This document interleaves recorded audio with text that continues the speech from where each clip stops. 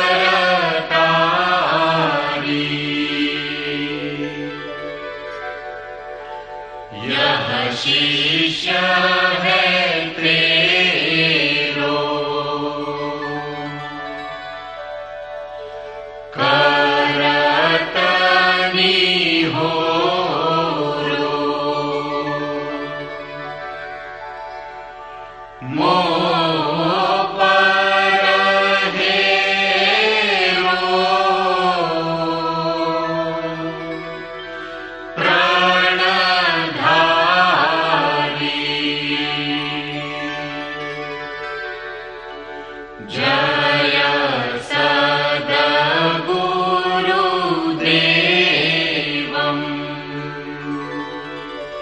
परमानन्दम्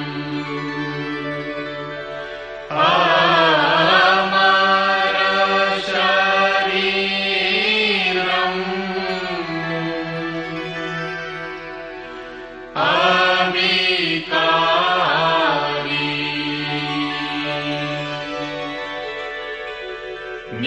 निरगुण निरमूलम्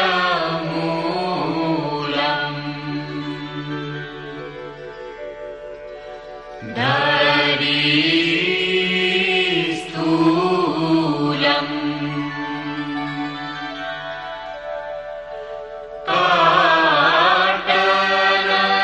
पाटलशूलम् भवभारी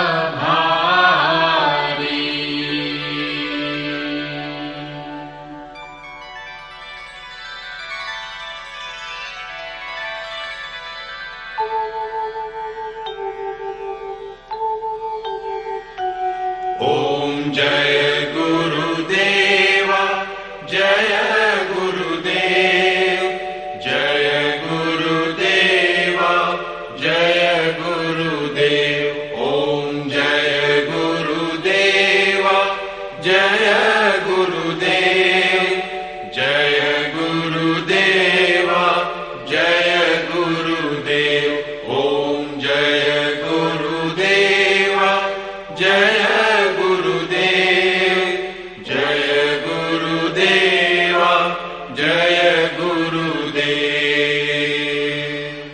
అమృతాంశమైన సోదర సోదరీమణులారా, ఏ మహాపురుషుడైతే సమస్త వేదాలను సంకలనం చేశాడో, వేదాంత శాస్త్రాన్ని వృద్ధిపరచాడో, మహాభారతం మరియు భాగవతం కృతులను శాస్త్ర రూపంగా ఏ గ్రంథానికైతే ప్రాధాన్యతనిచ్చాడో ఆ గ్రంథమే శ్రీకృష్ణ భగవానుని భగవద్గీత.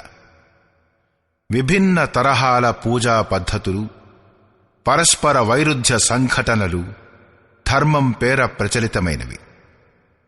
అయినా ధర్మం యొక్క లక్ష్యం ఒక్కటే, పరమాత్మ శోధన. కళ్యాణ స్వరూపుడైన పరమాత్మ ఒక్కడే. ఆయన్ని పొందే నిశ్చిత క్రియా పాలనా పద్ధతియే ధర్మం. పరమాత్మ ఒక్కడే అయినప్పుడు, ఆయన్ని పొందే మార్గం ఒక్కటే అయినప్పుడు అనేక మతాలెందుకు? ఈ సమాధానం కోసమే యథార్థ గీతా భావాంశపు ఈ గీతా ఆడియో సీడీ. ధర్మం యొక్క సరళ స్వరూపం మరియు దాన్ని పొందే విధానం క్రమబద్ధంగా ధృవీకరించిన క్రియా మరియు పూర్ణ వివరణ యోగేశ్వరుడైన శ్రీకృష్ణుని ఉపదేశమే గీత. సమస్త విశ్వ మహాపురుషులందరూ ఏ సాధనలు తెలియపరిచారో వాటన్నింటి నిగూఢ గోప్యమైన స్థితుల స్పష్టీకరణ కేవలం గీతలోనే ఉన్నాయి. కనుక సంపూర్ణ మానవ జాతికి కళ్యాణకారి అయిన అతర్క శాస్త్రమే ఈ గీత. మహాభారతంలో సంకేతమయ్యింది. యుద్ధానికి కౌరవ పాండవ సేనలు ఎప్పుడైతే ఎదురెదురుగా నిలుచున్నారో, సంపూర్ణ నిశాచరులు కౌరవుల యందు ప్రవేశించారు మరియు సర్వదేవతలు పాండవుల యందు ప్రవేశించారు. ఈ కథనం ప్రకారం వ్యాస మహర్షి స్పష్టం చేశాడు. గీతయందలి పాత్రలు దేవతలు మరియు అసురులు ప్రతీకాత్మలని. ప్రతి మనిషి అంతఃకరణంలో దైవీ మరియు ఆసురి ఈ రెండు ప్రవృత్తులు అనాది కాలం నుండి ఉన్నాయి. దైవిక శక్తి సంయోగంతో ఎప్పుడైతే మనుష్యుడు యథావిధి ఆత్మస్వరూపం వైపు మొగ్గుతాడో అప్పుడు కామం, క్రోధం, రాగద్వేషాలు మొదలగు ఆసురీ గుణాలన్నీ అడ్డుగా ఆవరిస్తాయి. వాటి నుండి తప్పుకొని నెగ్గడమే వాస్తవిక యుద్ధం. అర్జునునికి వికల్పాలు అంటే ఆయన దృష్టిలో శ్రేయస్సుకై ఉపాయాలు మెలిగాయి. కులధర్మం, పిండోదక క్రియ, వర్ణ సంకరాల నుండి, కులక్షయం నుండి కాపాడుకోవడం కోసమే, యుద్ధానికి సిద్ధంగా లేని కారణంగానే అతని అనుమానాలకు హితమైన సమాధానం కోసమే పరమాత్మునికి 18 అధ్యాయాలు గీతను అర్జునునికి ఉపదేశించవలసి వచ్చింది. చివరిగా పరమాత్ముడడిగాడు, ఇప్పుడు నీకు మోహం నశించిందా అని. అప్పుడు అర్జునుడు ఒప్పుకున్నాడు, పూర్తిగా నా మోహం నశించింది అని. నీ ఆజ్ఞను నీ ఉపదేశం ప్రకారం శిరసా వహిస్తాను అన్నాడు. ఇది కేవలం అర్జునునికి కలిగిన అజ్ఞానం కాదు, మానవ మాతృలందరికీ వర్తించే శంకయే. ఏది శ్రేయస్సు, దాన్ని పొందడమెలా? కనుకనే స్త్రీ పురుష ఆబాల వృద్ధ సర్వ మానవాళికి గీత యొక్క 18 అధ్యాయాల పఠనం నియమానుసారం అవసరం. తద్వారా బ్రహ్మ విధి స్మృతి సురక్షితమగుగాక. అటులనే పిల్లలలో లోక కళ్యాణ సంస్కారాలు మెలుగుగాక. ఈ గీతాజ్ఞానం అవగాహన లేక ఏ మనుష్యుడైనా ఈశ్వరుని పథాన్ని చేరలేడు.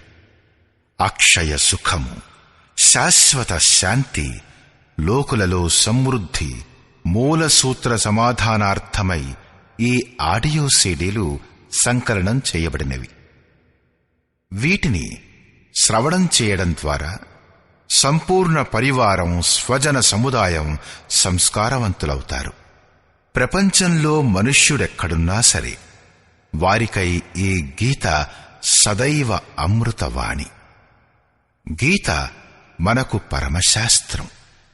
గౌరవమైన విషయం, 5000 సంవత్సరాల కన్నా అధికమై కాలాంతరం తర్వాతనైనా కూడా శ్రీకృష్ణుని యథార్థ గీత మన ముందు సన్ముఖమై ఉంది. జన్మజన్మల బంధ విముక్తులై స్వచ్ఛమైన మనస్తత్వ చింతనతో ప్రశస్తమైన మార్గాన్ని అవలంబించడం కోసమే ఈ ఆడియో సీడీల ప్రసారణ. వీటిని అందరూ సద్వినియోగపరుచుకోగలరు.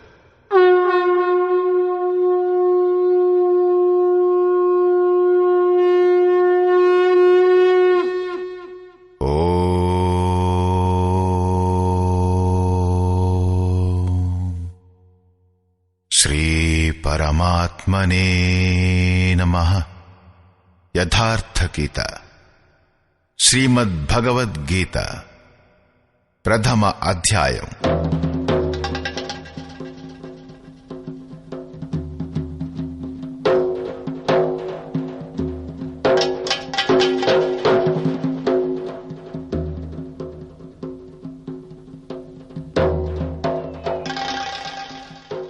ధృతరాష్ట్ర ఉవాచ.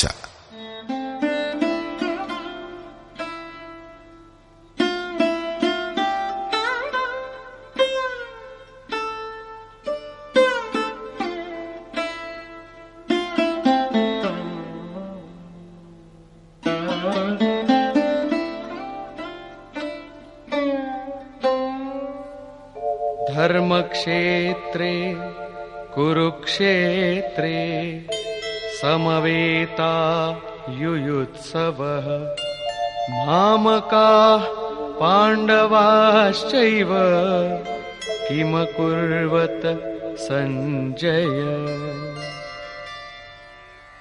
ధృతరాష్ట్రుడు సంజయుణ్ణి అడిగాడు, ఓ సంజయ, ధర్మక్షేత్రమైన కురుక్షేత్రంలో ఒక్కచోట చేరి యుద్ధం చేయు కోరిక గలవారైన నావారు మరియు పాండుపుత్రులు ఏం చేశారు? అజ్ఞానరూపుడైన వాడు ధృతరాష్ట్రుడు, సంయమరూపి అయినవాడు సంజయుడు. అజ్ఞానం మనస్సు యొక్క అంతరాళంలో ఉంటుంది. అజ్ఞానం ఆవరించిన మనస్సు గల ధృతరాష్ట్రుడు జన్మాంధుడు. అతడు సంయమ స్వరూపుడైన సంజయుని ద్వారా చూడగలడు, వినగలడు. అతనికి పరమాత్ముడే సత్యమన్నది తెలుసు.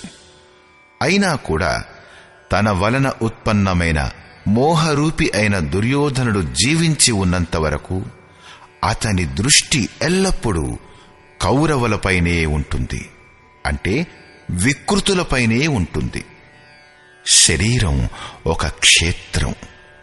హృదయదేశంలో దైవీ సంపత్తి బాగా ఎక్కువైనప్పుడు ఈ శరీరం ధర్మక్షేత్రమైపోతుంది. ఇందులో ఆసురీ సంపత్తి బహుళమైనప్పుడు ఈ శరీరం కురుక్షేత్రమైపోతుంది. కురు అంటే చెయ్యడం అనర్థం. ఈ శబ్దం ఆజ్ఞార్థకం. ప్రకృతి వలన ఉత్పన్నమైన 3 గుణాలకు వశుడై మనిషి కర్మ చేస్తాడు. అతను క్షణమాత్రం కూడా కర్మ చెయ్యకుండా ఉండలేడు అనంటాడు శ్రీకృష్ణుడు. గుణాలు అతని చేత కర్మను చేయించుకుంటాయి. నిద్రపోయినప్పుడు కూడా కర్మ చేయడం ఆగిపోదు. అది కూడా ఆరోగ్యవంతమైన శరీరానికి అవసరమైన మందు మాత్రమే. ఈ 3 గుణాలు మనిషి నుండి పిపీలీకాది పర్యంతం అందరినీ శరీరాలలో బంధించి ఉంచుతాయి. ప్రకృతి వలన ఉత్పన్నమైన గుణాలు జీవించి ఉన్నంత వరకు చెయ్యడం అన్నది వెన్నంటి ఉంటుంది. కాబట్టి జన్మ మృత్యువుల క్షేత్రం, వికృతుల క్షేత్రం కురుక్షేత్రం. మరియు పరమధర్మస్వరూపుడైన పరమాత్మునిలో ప్రవేశం ఇప్పించగల పుణ్యమయ ప్రవృత్తుల క్షేత్రం ధర్మక్షేత్రం, అంటే పాండవుల క్షేత్రం ధర్మక్షేత్రం. పురాతత్వవేత్తలు పంజాబులోను కాశీప్రయాగల మధ్యగల అనేకానేక ప్రదేశాలలో కురుక్షేత్రానికై పరిశోధిస్తున్నారు. కాని గీతాకారుడు స్వయంగా ఏ క్షేత్రంలో యుద్ధం జరిగిందో అదెక్కడ ఉన్నది అనేదాన్ని గురించి ఇలా చెప్పాడు. ఇదం శరీరం కౌంతేయ క్షేత్రమిత్యభిధీయతే. అర్జున, ఈ శరీరమే క్షేత్రం.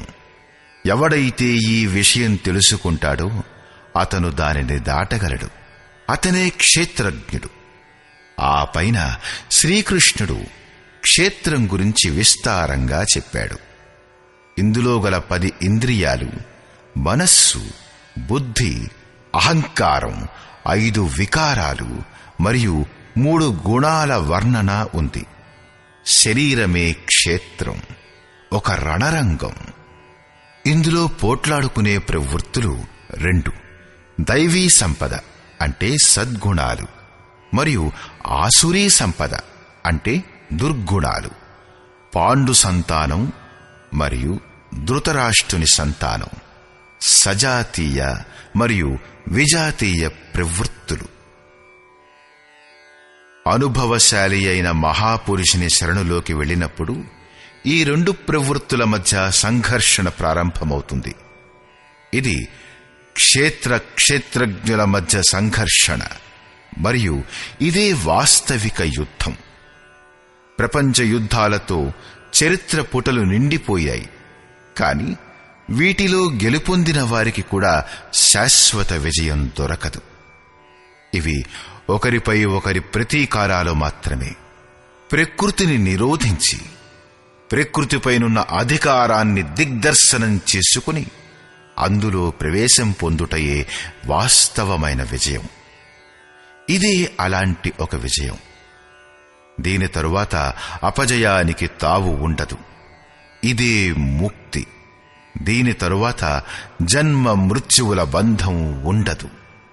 ఈ ప్రకారం అజ్ఞానం చేత ఆచ్ఛాదితమైన మనస్సు సంయమనం ద్వారా క్షేత్రజ్ఞుల యుద్ధంలో ఏమైందన్న విషయాన్ని తెలుసుకుంటుంది. ఇప్పుడు సంయమనం పెరిగిన కొద్దీ అతడికి జ్ఞానం కలుగుతూ ఉంటుంది. సంజయ ఉవాచ.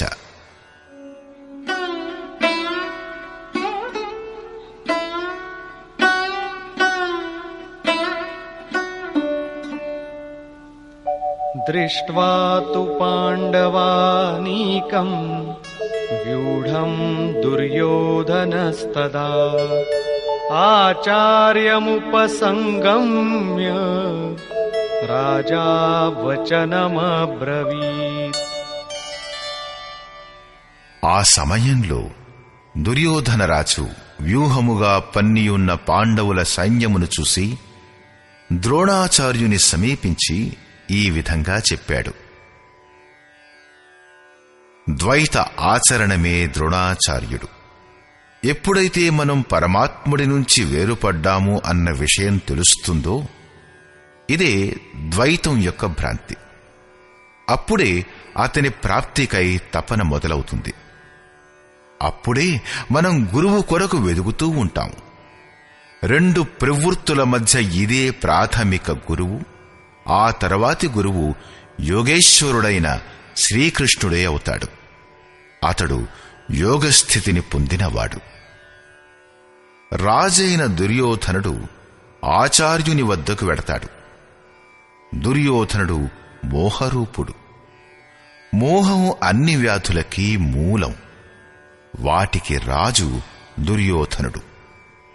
దుర్ అంటే దూషితం, యోధన్ అంటే ఆధనం. ఆత్మిక సంపత్తియే స్థిర సంపత్తి. అందులో దోషాన్ని ఉత్పన్నం చేసేదే మోహం. ఇది ప్రకృతి వైపు ఆకర్షిస్తుంది మరియు వాస్తవికతను తెలుసుకోవడానికి కూడా ప్రేరణనిస్తుంది. మోహం ఉన్నంతవరకే అడగటానికి ప్రశ్నలుంటాయి.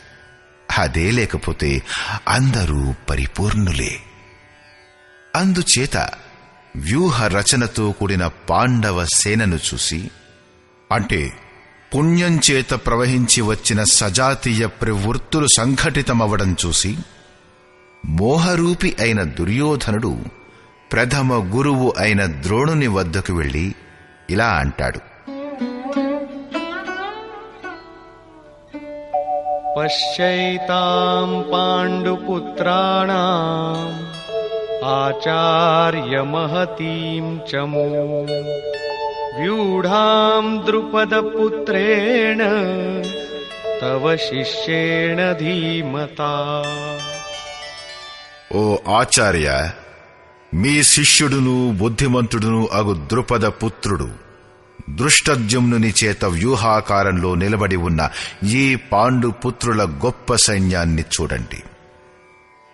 శాశ్వతమైన అచలమైన పథంలో స్థిరత్వాన్ని పెంపొందించే దృఢమైన మనస్సే దృష్టద్యుమ్నుడు. అతడే పుణ్య ప్రవృత్తులకు నాయకుడు. సాధన కఠినం కాదు, మనస్సు యొక్క దృఢత్వం కఠోరం కావాలి. ఇప్పుడు సైన్యం యొక్క విస్తృతిని చూడండి.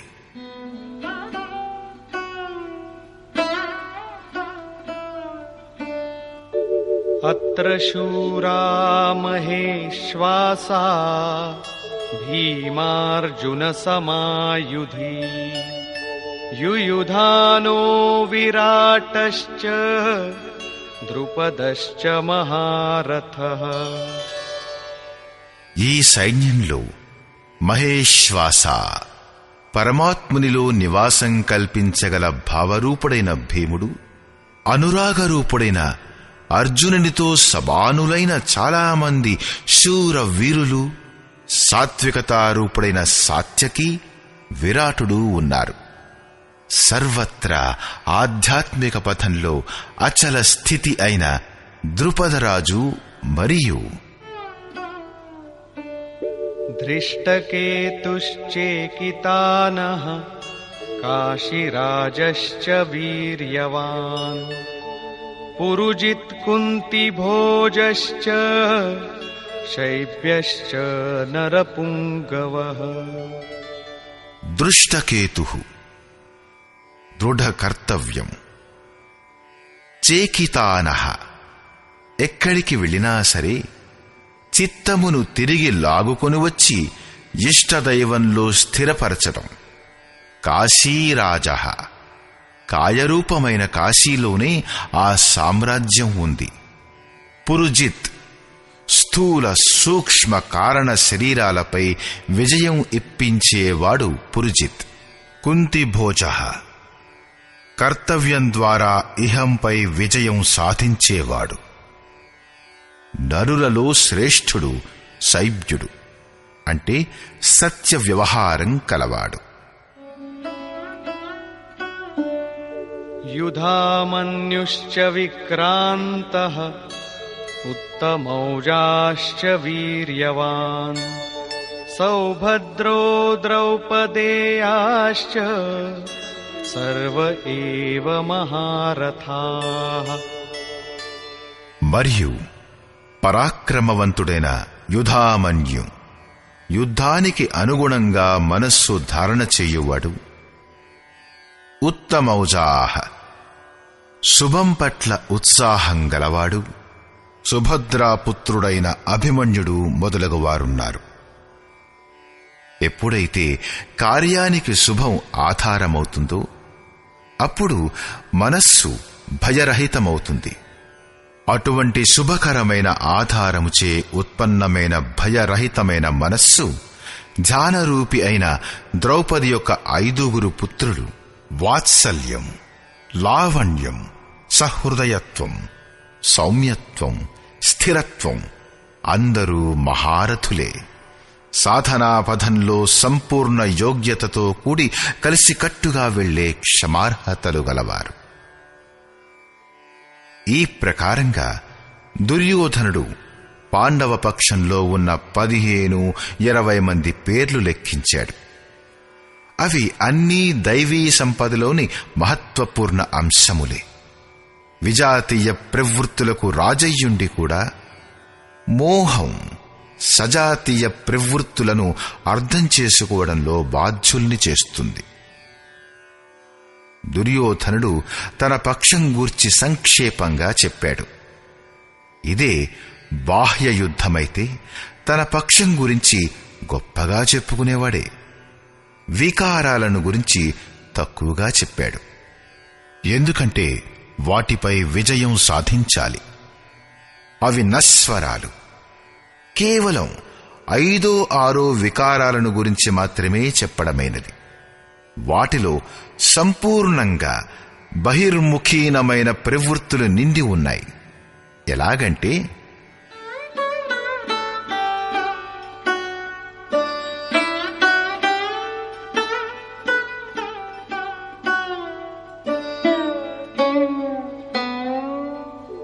అస్మాకం తు విశిష్టాయే తాన్నిబోధ ద్విజోత్తమ నాయకా మమ సైన్యస్య సంజ్ఞార్థం తాన్ బ్రవీమి తే. ద్విజోత్తమ, మన పక్షంలో ఎవరైతే ప్రధానమైన వారో వారిని గురించి కూడా మీరు తెలుసుకోండి. మీరు తెలుసుకునేందుకై నా సైన్యంలోని నాయకులను గురించి చెబుతాను. బాహ్య యుద్ధంలో సేనాపతికి ద్విజోత్తముడను సంబోధన అనుచితం వర్ణించబడింది.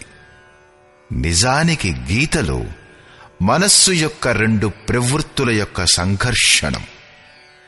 వాటిలో ద్వైతం యొక్క ఆచరణమే ద్రోణుడు. మనం లేశమాత్రంగానైనా ఆరాధ్య దైవం నుంచి వేరుగా ఉన్నంత వరకు ప్రకృతి ఉంటుంది, ద్వైతం ఉంటుంది. ఈ ద్వితంపై విజయం పొందాలనే ప్రేరణ ప్రథమ గురువైన ద్రోణాచార్యుడి నుంచే లభిస్తుంది.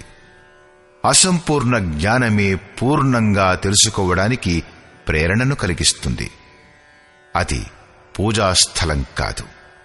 అక్కడ శౌర్య సూచకమైన సంబోధనమే ఉండాలి. విజాతీయ ప్రవృత్తులకు నాయకులు ఎవరెవరు?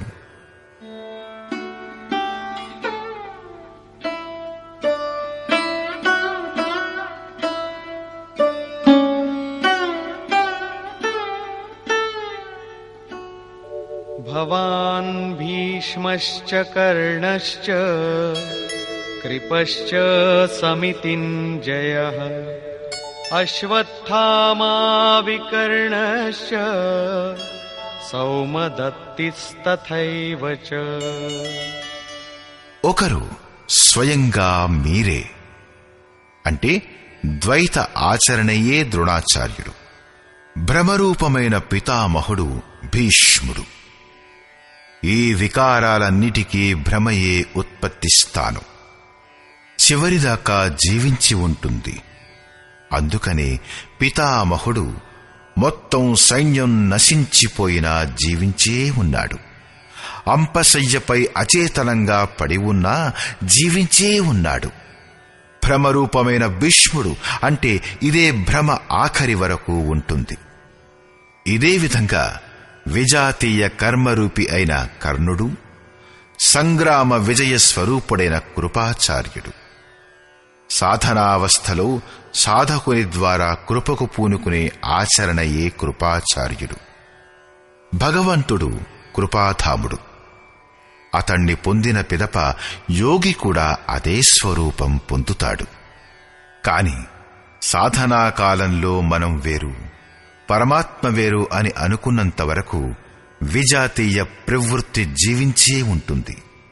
మోహం నలువైపులా ఆవరించుకుని ఉంటుంది. ఇటువంటి పరిస్థితులలో గనక సాధకుడు కృపాచారణ చూపిస్తే అతను నశించిపోతాడు. సీత కొంత దయ చూపించింది. అందుచేత కొంతకాలం వరకు లంకలో ప్రాయశ్చిత్తం చేసుకోవలసి వచ్చింది. విశ్వామిత్రుడు దయార్ద్రుడై పతితుడైపోయాడు. యోగ సూత్రకారుడు పతంజలి కూడా ఇదే అంటాడు. తే సమాధాం వ్యుపసర్గా వ్యుత్థానే సిద్ధయః. వ్యుత్థాన కాలంలో సిద్ధులు ప్రకటితమవుతాయి. అవి వాస్తవంగానే సిద్ధులు. కాని కామం, క్రోధం, లోభం, మోహంలాగా కైవల్య ప్రాప్తికి అడ్డంకులు. గోస్వామి తులసీదాసుది కూడా ఇదే నిర్ణయం. చౌరత గ్రంథి జానీ ఖగరాయ విఘ్న అనేక కరయీ తబ మాయా రిద్ధి సిద్ధి ప్రేరయి బహుభాయి బుద్ధిహిం లోభధికావహిం ఆయి. మాయ అనేక విఘ్నాలను సృష్టిస్తుంది. సిద్ధులను, ఎన్నో శక్తులను ప్రసాదిస్తుంది. అటువంటి సాధకుడు, సిద్ధుడు పక్కనుంచి వెళితే చాలు, మృత్యుముఖంలో ఉన్న రోగి కూడా జీవించి లేస్తాడు. రోగి బాగుపడవచ్చుగాక. కాని సాధకుడు అది తన గొప్ప అనుకుంటే నశించిపోతాడు. ఒక్క రోగికి బదులుగా 1000 మంది రోగులు చుట్టుముట్టేస్తారు. భజన చింతన కార్యక్రమంలో అవరోధం ఏర్పడుతుంది. అటువైపు జారితే మెల్లమెల్లగా ప్రకృతి అంటే మాయ ఆవరించేస్తుంది. లక్ష్యానికి దూరంగా ఉండి సాధకుడు కృపను చూపిస్తే కేవలం ఆ కృపాచరణయే సమితింజయమై మొత్తం సైన్యాన్ని గెలుస్తుంది. కాబట్టి సాధకుడు తన సాధన అయ్యే వరకు దీని వలలో పడకుండా జాగ్రత్తగా ఉండాలి. దయాబిను సంతు కసాయి దయాకరితో ఆఫత్ ఆయి. దయలేని సాధువు కసాయిలాంటివాడు. కాని దయ చూపిస్తే ప్రమాదం ముంచుకొస్తుంది. కాని అసంపూర్ణావస్థలో విజాతీయ ప్రవృత్తులలో ఇది దుర్దర్శ యోధిని వంటిది. ఇదే ప్రకారంగా ఆసక్తి రూపుడైన అశ్వత్థామ, వికల్పరూపుడైన వికర్ణుడు, భ్రమ అయిన శ్వాస వంటి భూరిశ్రవుడు, వీరందరూ బహిర్ముఖీనమైన ప్రవాహానికి నాయకులు.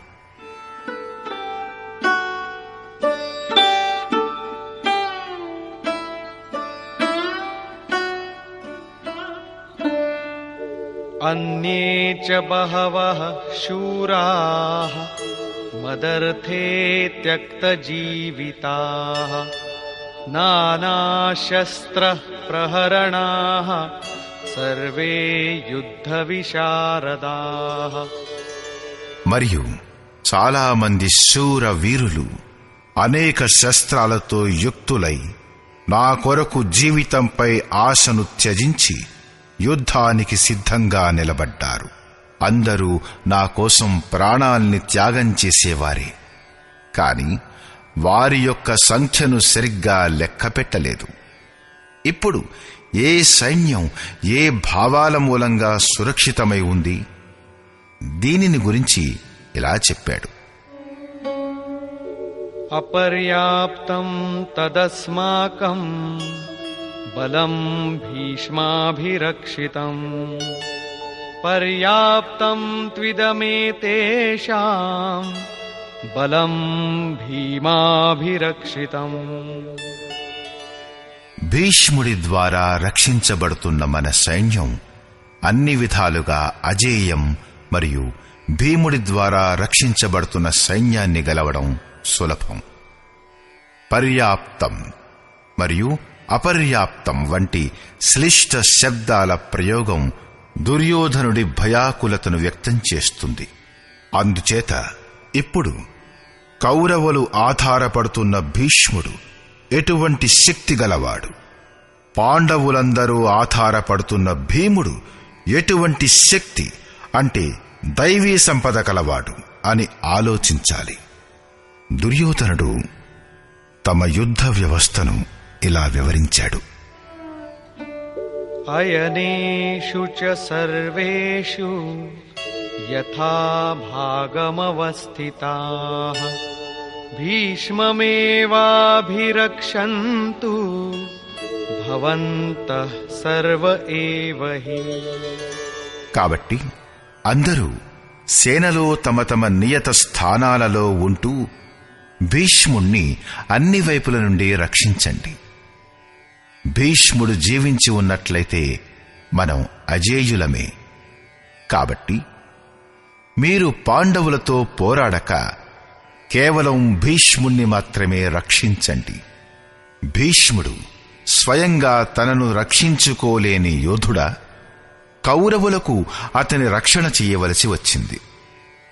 అతను బాహ్య యోధుడు కాడు. భ్రమ యొక్క ప్రతిరూపమే భీష్ముడు. భ్రమ జీవించి ఉన్నంత వరకు విజాతీయ ప్రవృత్తులు అజేయములు, అంటే కౌరవులు అజేయులు. అజేయుడు అంటే అర్థం గెలవ శక్యం కాని వాడని కాదు. అసలు అజేయుడంటే దుర్జయుడని అర్థం. అంటే అతన్ని గెలవడం కష్టతరమని అర్థం. మహా అజయ సంసార రిపు జీతి సకయీ సోబీర్. సంసారం మహా అజయం. వీరుడే దానిపై గెలుపొందగలడు. భ్రమ సమాప్తమైపోతే అవిద్య అస్తిత్వహీనమైపోతుంది. ఆంశిక రూపంలో మిగిలి ఉన్న మోహం మొదలైనవి శీఘ్రంగానే నశించిపోతాయి. భీష్మునిది ఇచ్ఛా మృత్యువు. కోరికే భ్రమ. కోరికలు నశించిపోవడం అన్నా భ్రమ నశించిపోవడం అన్నా ఒక్కటే. దీనినే సంత్ కబీర్ సరళంగా ఇలా చెప్పాడు. ఇచ్ఛా కాయ ఇచ్ఛా మాయ ఇచ్ఛా జగ ఉపజాయ కహ కబీర్ జే ఇచ్ఛా వివర్జిత తాకాపారన పాయ. కోరికలే తనువు, కోరికలే మాయ, కోరికలే జగత్తును సృష్టించాయి. కబీర్ అంటాడు, అన్ని కోరికలను విసర్జించనంత వరకు వాటిని దాటిపోలేడు అని. దేనిలోనైతే భ్రమ ఉండదో అది అపారము, అవ్యక్తము. ఈ శరీరం యొక్క జన్మకి కారణం కోరికలే. కోరికలే మాయ. కోరికలే జగత్తు యొక్క ఉత్పత్తికి కారణం. సో కామయత తదైక్షత బహుశ్యాం ప్రజాయేయ ఇతి. కబీర్ అంటాడు, కోరికల నుండి రహితులైన వారు అపారం, అనంతం, అసీమం అయిన తత్వంలోకి ప్రవేశం పొందుతారు. యో కామో నిష్కామ ఆప్తకామ ఆప్తకామోన తస్య ప్రాణా ఉత్క్రామంతి బ్రహ్మైవస్య బ్రహ్మాప్యేతి. కోరికలచే రహితమైన ఆత్మలో స్థిరమైన ఆత్మస్వరూపం పొందినవారు ఏనాటికి పతనం చెందరు. వారు బ్రహ్మలో లీనమైపోతారు. ఆరంభంలో అనంతమైన కోరికలు ఉంటాయి. కాని చివరకు పరమాత్ముని ప్రాప్తి అనే ఒకే ఒక కోరిక మిగిలి ఉంటుంది. ఈ కోరిక కూడా నెరవేరినప్పుడు కోరికలు కూడా నశించిపోతాయి. భగవంతుణ్ణి మించి ఏదైనా ఉంటే మీరు తప్పకుండా దానిని కోరుకుంటారు. అతని కంటే గొప్ప వస్తువు ఏదీ లేనప్పుడు మరి దేనికోసం కోరిక? పొందడానికి యోగ్యమైన వస్తువు ఏదైనా సరే అప్రాప్తంగా ఉండకపోతే అప్పుడు కోరికలు కూడా సమూలంగా నశించిపోతాయి. కోరికలు అణగారిపోగానే భ్రమ కూడా లేకుండా పోతుంది. ఇదే భీష్ముని యొక్క ఇచ్ఛా మృత్యువు అర్థం. ఈ ప్రకారంగా భీష్ముడి ద్వారా రక్షించబడుతున్న మన సైన్యం అన్ని విధాలా అజేయం. భ్రమ ఉన్నంతవరకే అవిద్యకు కూడా స్థానముంటుంది. భ్రమ లేకుండా పోతే అవిద్య కూడా నశించిపోతుంది. భీముని ద్వారా రక్షించబడుతున్న ఈ సైన్యాన్ని గెలవడం సులువు. భావరూపి భీముడు భావే విద్యతే దేవః. భావంలో ఉన్న సామర్థ్యం ఏమిటంటే అవిదితుడైన పరమాత్మను కూడా విదితం చేస్తుంది. భావవస్య భగవాన్ సుఖ నిధాన కరుణ ఆయన్. శ్రీకృష్ణుడు దీనినే శ్రద్ధ అని సంబోధించాడు. భగవంతుణ్ణి కూడా వశపర్చుకోగల సామర్థ్యం భావంలో ఉన్నది. భావంలో నుంచే సంపూర్ణ పుణ్యమయ ప్రవృత్తులు వికసిస్తాయి. ఇది పుణ్యాన్ని సంరక్షిస్తుంది. ఇది నిజంగానే చాలా బలశాలి. ఎందుకంటే పరమదేవుడైన పరమాత్ముణ్ణి కూడా సాధ్యం చేస్తుంది. కాని అంతే కోమలమైంది కూడా. ఈవేళ ఉన్న భావం రేపు అభావంలోకి మారడానికి ఎక్కువ వ్యవధానం పట్టదు. ఈరోజు మీరందరూ స్వామీజీ చాలా మంచివారు అని అనవచ్చు. రేపు మీరే గొణగవచ్చు, ఆయన పాయసం తింటూ ఉండగా మేం చూశాము అని. घास पात जे खात हैम तिन्हहीम सतावई काम दूध मलाई कात जे तिनकी जाने राम. ఆకులు అలములు తినే జంతువులు కామబాధలకు గురవుతాయి. పాలు మేగడలు మెక్కే వారి దుర్గతి ఆ దేవుడికే తెలియాలి. ఆరాధ్య దేవునిలో లేశమాత్రమేనా లోపం కనిపిస్తే భావము విహ్వలమైపోతుంది. పుణ్యమయ ప్రవృత్తులు విచలితమైపోతాయి. ఇష్టదైవంతో సంబంధం విడిపోతుంది. కాబట్టి భీముని ద్వారా రక్షించబడుతున్న ఈ సైన్యాన్ని గెలవడం సులభం. పతంజలి మహర్షి కూడా ఇదే చెప్పాడు. సతు దీర్ఘకాల నైరంతర్య సత్కారా సేవితో దృఢభూమి. దీర్ఘకాలం వరకు నిరంతరం శ్రద్ధాభక్తి పూర్వకంగా చేసే సాధనమే దృఢంగా ఉండగలుగుతుంది.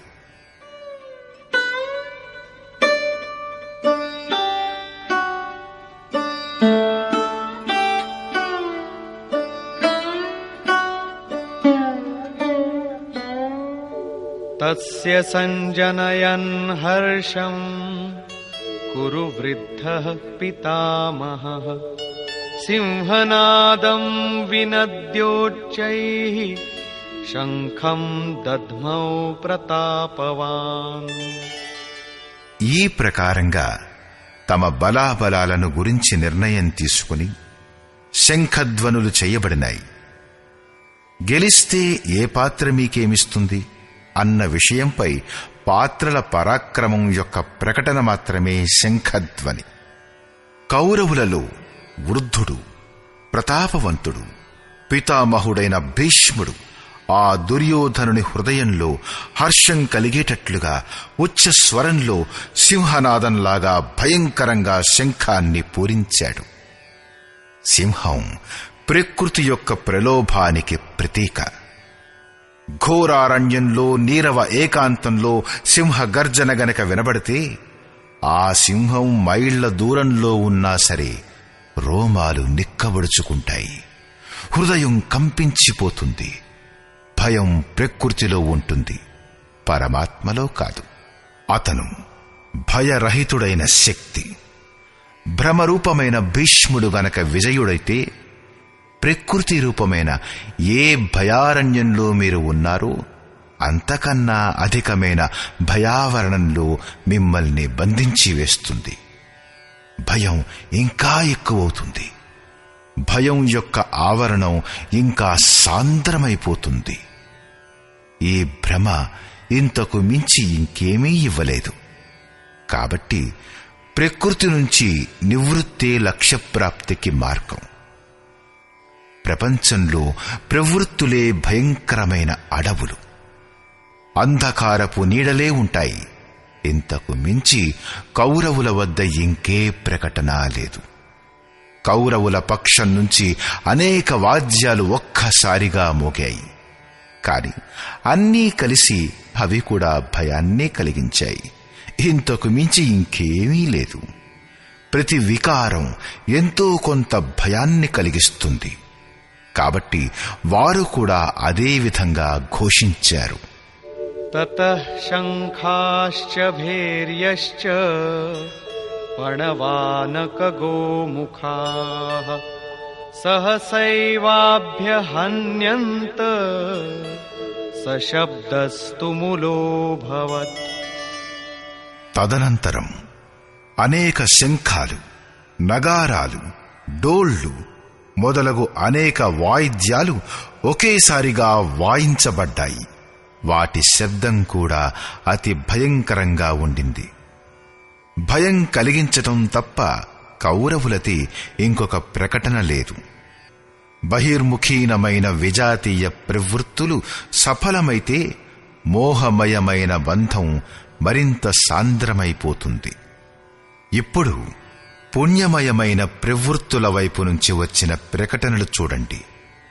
వాటిలో మొట్టమొదటిది యోగేశ్వరుడైన శ్రీకృష్ణుడిది.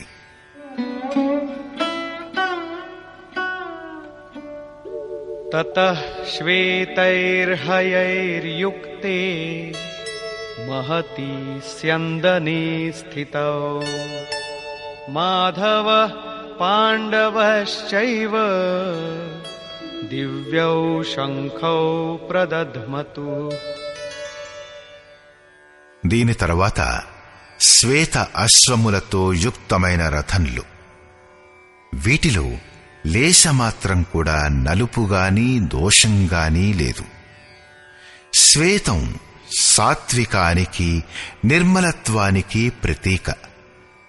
మహతిస్యందనే మహారథముపై కూర్చున్న యోగేశ్వరుడైన శ్రీకృష్ణుడు, అర్జునుడు కూడా అలౌకికమైన శంఖాలను పూరించారు. అలౌకిక అంటే ఈ లోకం కన్నా పైది. మృత్యులోకం, దేవలోకం, బ్రహ్మలోకం ఎక్కడి వరకైతే జన్మ మరణాల భయముందో ఆ సమస్త లోకాల కన్నా పైది పారలౌకికం. పారమార్థిక స్థితిని ప్రదానం చేసే ప్రకటనను యోగేశ్వరుడైన శ్రీకృష్ణుడు చేశాడు. బంగారం, వెండి, కొయ్యతో చేసిన రథం కాదు. ఆ రథం అలౌకికం, ఆ శంఖం అలౌకికం. కనుక ప్రకటన కూడా అలౌకికమే. లోకాలన్నిటికీ అతీతంగా ఒక బ్రహ్మ మాత్రమే ఉన్నాడు. నేరుగా అతనితో సంపర్కాన్ని స్థాపింపచేసే ప్రకటన అది. అతను ఆ స్థితిని ఎలా ప్రదానం చేస్తాడు?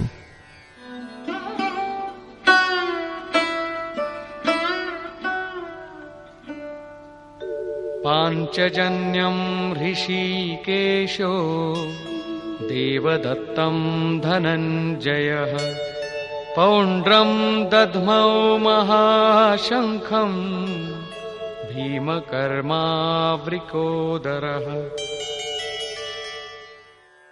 హృషీకేశః ఎవరైతే హృదయం యొక్క సంపూర్ణ జ్ఞానియో ఆ కృష్ణుడు పాంచజన్యం అనే శంఖాన్ని పూరించాడు.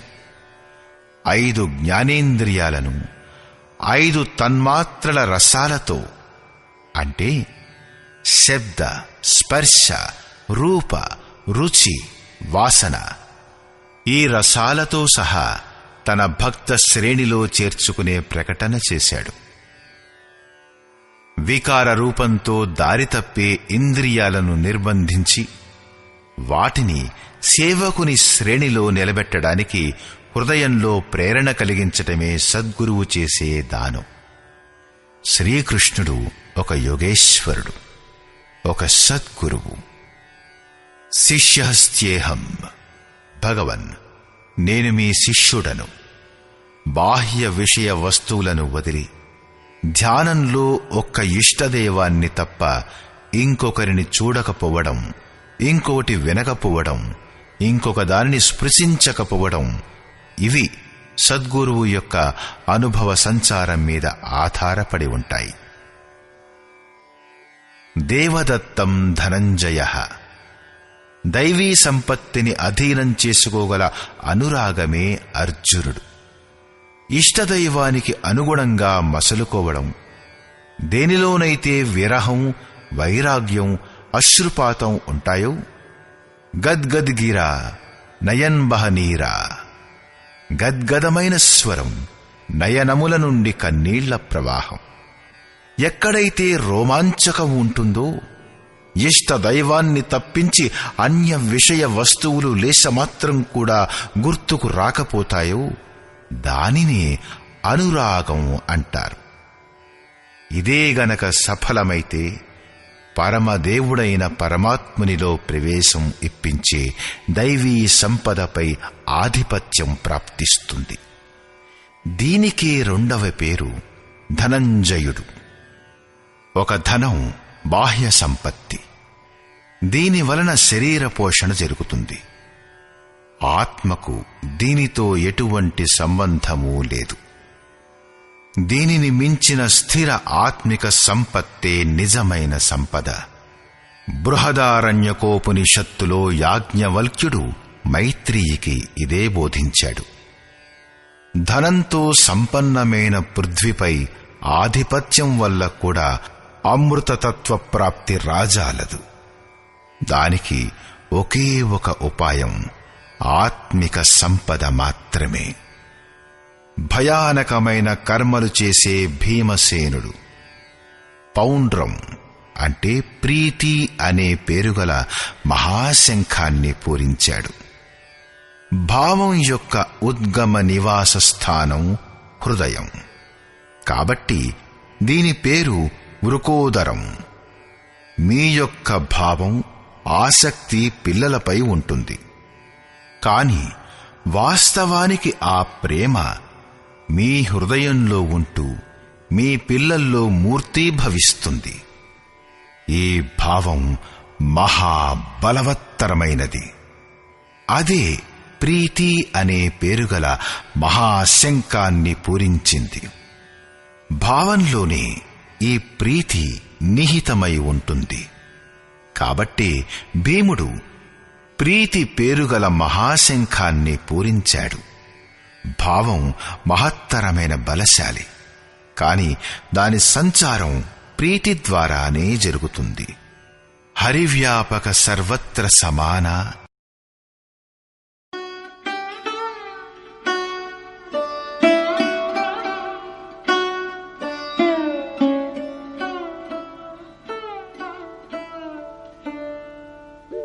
అనంత విజయం రాజా కుంతీపుత్రో యుధిష్ఠిరః నకులః సహదేవశ్చ సుఘోషమణిపుష్పకౌ. కుంతీపుత్రుడు యుధిష్ఠిర మహారాజు అనంత విజయం అను పేరుగల శంఖాన్ని పూరించాడు. కర్తవ్యానికి రూపమైన కుంతి మరియు ధర్మానికి రూపమైన యుధిష్ఠిరుడు. ధర్మం మీద పట్టు ఉంటే అది అనంత విజయం, అనంత పరమాత్మునిలో స్థితిని కలిగిస్తుంది. యుద్ధే స్థిరః యుధిష్ఠిరః. ప్రకృతి పురుషుడు క్షేత్ర క్షేత్రజ్ఞుల సంఘర్షణలో స్థిరంగా ఉంటే, మహాదుఃఖం వలన కూడా విచలితులవ్వకపోతే, ఒకరోజు ఏదైతే అనంతమో, దేనికైతే అంతం లేదో అటువంటి పరమతత్వం అయిన పరమాత్మునిపై విజయం లభింపచేస్తుంది. నియమ స్వరూపుడైన నకులుడు సుఘోషం అనే పేరుగల శంఖాన్ని పూరించాడు. నియమం ఉన్నతమవుతూ ఉంటే అశుభం నశిస్తూ పోతుంది, శుభం ప్రకటితమవుతూ ఉంటుంది. సత్సంగ రూపుడైన సహదేవుడు మణిపుష్పకం శంఖాన్ని పూరించాడు. మనీషులు ప్రతి శ్వాసను బహుమూల్యమైన మణి అని అన్నారు. హీరా జైసీ శ్వాస బాతో మే బీతీ జాయ్. మణి వంటి శ్వాస మాటలలో వ్యర్థమైపోతుంది. సత్పురుషుల వాక్కులను వినగలిగితే అది ఒక సత్సంగం. కాని యథార్థమైన సత్సంగం ఆంతరికమైనది. శ్రీకృష్ణుని వాక్కుల ప్రకారం ఆత్మయే సత్యం, సనాతనం. చిత్తం అన్ని వైపుల నుంచి కూడా కట్టుబడి ఆత్మతో సాంగత్యం చేస్తే అదే వాస్తవిక సత్సంగం. ఈ సత్సంగం చింతన, ధ్యానం మరియు సమాధితుల అభ్యాసం ద్వారా లభిస్తుంది. సత్యం సాన్నిధ్యంలో ధ్యానం పట్టుబడిన కొద్దీ ఒక్కొక్క శ్వాసపైన అధికారం లభిస్తూ ఉంటుంది. మనస్సుతో సహా ఇంద్రియాలు నిరోధించబడుతూ ఉంటాయి. ఏ రోజైతే అవి పూర్తిగా నిరోధించబడతాయో అప్పుడు అసలు వస్తువు ప్రాప్తిస్తుంది. వాద్య యంత్రాలలాగా చిత్తం ఆత్మతో, స్వరంతో స్వరం కలిపి మిళితమైపోవడమే సత్సంగం. భౌతికమైన మణి కఠినమైనది, కాని శ్వాస అనే మణి పుష్పం కంటే కూడా కోమలమైనది. పుష్పం పూర్తిగా వికసించిన తరువాత, లేకపోతే కోసిన తర్వాతనే వాడిపోతుంది. కాని మీరు తరువాతి శ్వాస వరకు జీవించి ఉంటారనే గ్యారెంటీ ఇవ్వలేరు. కాని సత్సంగం సఫలమైతే అది ప్రతి శ్వాసపై అధికారాన్నిచ్చి పరమ లక్ష్య ప్రాప్తి కలిగిస్తుంది. దీని తరువాత పాండవుల నుంచి మరింకే ప్రకటన లేదు. కాని ప్రతి సాధనం నిర్మలత్వం యొక్క మార్గంలో ఎంతో కొంత దూరం నడిపిస్తుంది. ఆ తరువాత ఇలా అంటారు: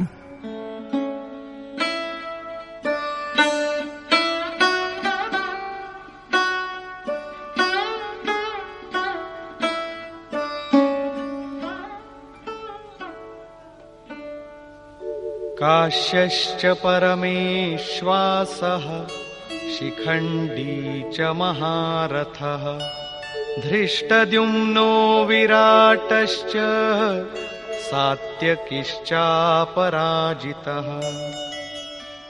శరీర రూపమైనది కాశీ.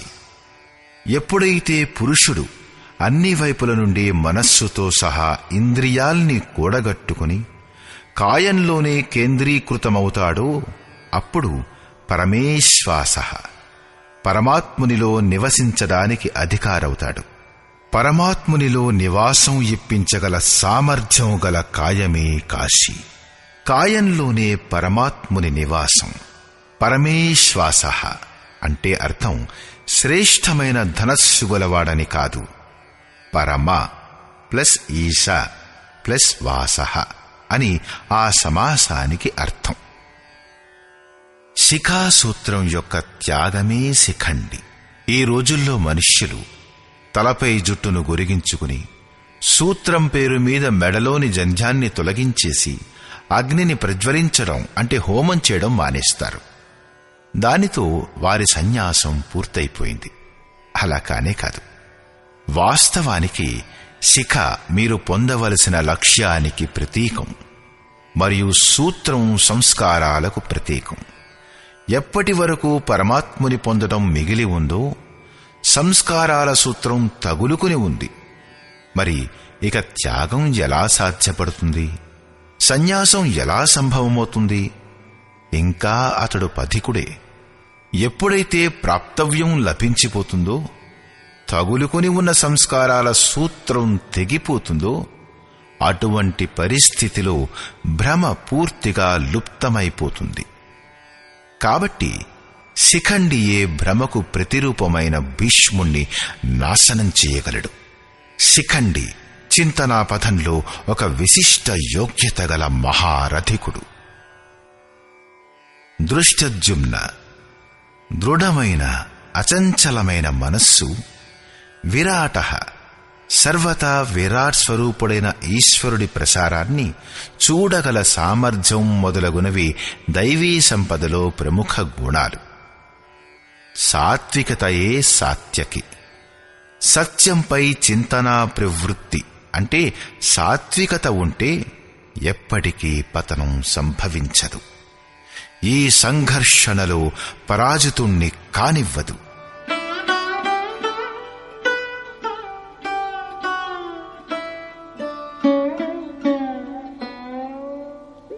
ద్రుపదో ద్రౌపదేయాశ్చ సర్వశః పృథివీపతే సౌభద్రశ్చ మహాబాహుః శంఖాన్ దద్ముః పృథక్ పృథక్. అచల పదదాయకుడు ద్రుపదుడు, ధ్యాన రూపిణి అయిన ద్రౌపది యొక్క 5 పుత్రులు సహృదయత, వాత్సల్యం, లావణ్యం, సౌమ్యత, స్థిరత మొదలగునవి సాధనలో గొప్ప సహాయకులైన మహారథులు, గొప్ప బాహుబలంగల అభిమన్యుడు. వీరందరూ వేరువేరు శంఖాలు పూరించారు. భుజం కార్యక్షేత్రానికి ప్రతీకం. మనస్సు భయరహితమైనప్పుడు దాని సామర్థ్యం చాలా వరకు పెరిగిపోతుంది. హే రాజా, వీరందరూ వేరువేరు శంఖాల్ని పూరించారు. అందరూ ఎంతో కొంత దూరం నడిపిస్తారు. వీటిని పాటించడం అవసరం కాబట్టే వీరి పేర్లు చెప్పబడ్డాయి. ఇవి కాకుండా మనస్సు బుద్ధులకు అతీతమైన దూరం కూడా ఉంది. భగవంతుడు స్వయంగా అంతఃకరణంలో ఉండి మనల్ని నడిపిస్తాడు. ఇటు దృష్టిగా మారి ఆత్మలో నిలబడతాడు, అటు స్వయంగా ఎదురుగా నిలబడి తనను పరిచయం చేసుకుంటాడు.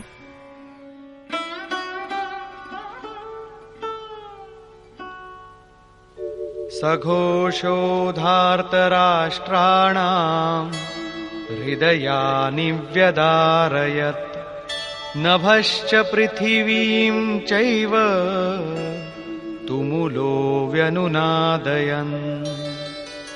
ఈ ఘోర శబ్దం ఆకాశాన్ని పృథ్వీని కూడా శబ్దాయమానం చేస్తూ ధృతరాష్ట్రపుత్రుల హృదయాల్ని బ్రద్దలు చేసింది.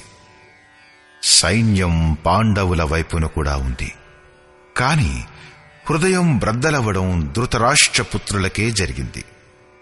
వాస్తవానికి పాంచజన్యం, దైవీ శక్తిపై ఆధిపత్యం, అనంతంపై విజయం, అశుభాల శమనం, శుభాల ప్రకటన వరుసక్రమంగా జరుగుతూ ఉంటే కురుక్షేత్రం, ఆసురీ సంపద, బహిర్ముఖీన ప్రవృత్తుల హృదయం బ్రద్దలవుతుంది. వాటి బలం మెల్లిమెల్లిగా క్షీణిస్తూ ఉంటుంది. పూర్తిగా సాఫల్యం లభించినప్పుడు మోహమయ ప్రవృత్తులు శమితమైపోతాయి.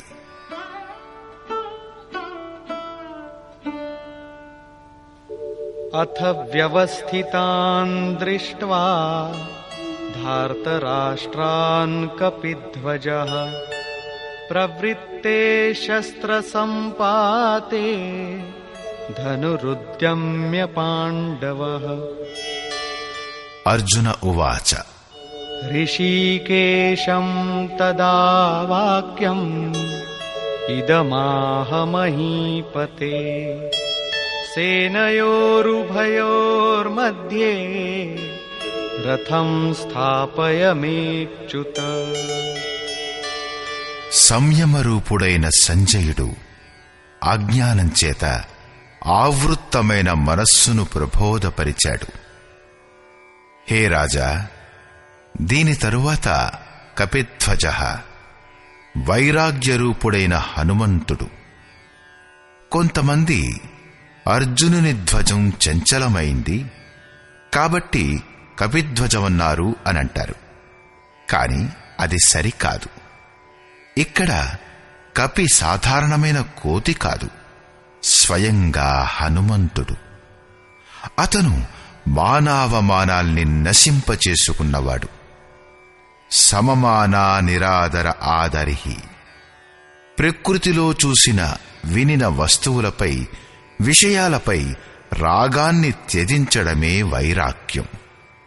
కాబట్టి వైరాగ్యమే ఎవరి ధ్వజమో అట్టి అర్జునుడు వ్యవస్థిత రూపంలో నిలబడిన ధృతరాష్ట్రపుత్రుల్ని చూసి శస్త్రాలను ప్రయోగించడానికి ధనుస్సు ఎక్కుపెట్టి, హృషీకేశం, ఎవరైతే హృదయం యొక్క సర్వస్వ జ్ఞాతయో ఆ యోగేశ్వరుడైన శ్రీకృష్ణునితో ఇలా అన్నాడు: ఓ అచ్యుత, నా రథాన్ని 2 సేనల మధ్య నిలపండి. ఇది సారథికి ఇచ్చిన ఆదేశం కాదు, ఇష్టదేవునికి, సద్గురువుకు చేసిన ప్రార్థన. ఎందుకని రథాన్ని నిలబెట్టాలి?